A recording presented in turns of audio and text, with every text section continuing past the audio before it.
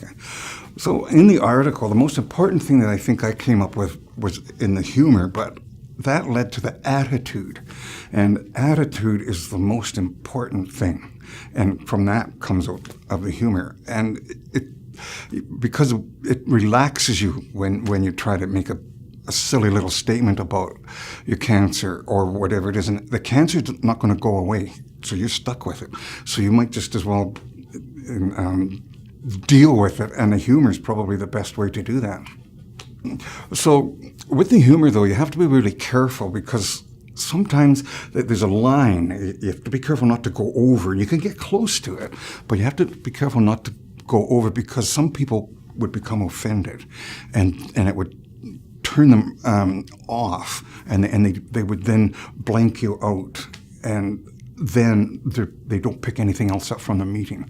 So you have to be really careful about that. But you can usually tell, though, when you're talking to people by their body language, if you're starting to go a little too far, and you can back off a little bit. And it's better to listen at first, like I did my first meeting. You listen and you get the feel of the people that are there. And then you can make silly comments and humor because, once again, you got to have the humor. That's what gets you through the day.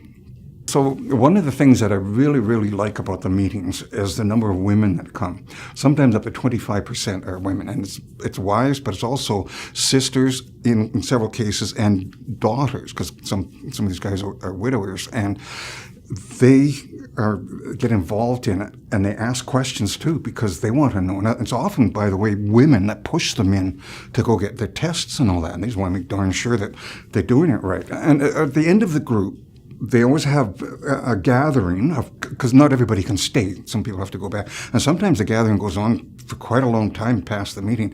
And they talk, everybody asks questions about in my case, I want to know about the incontinence. How long is it going to last? What can I do? And I also had to have my catheter on for a month. It's usually on for about 7 days.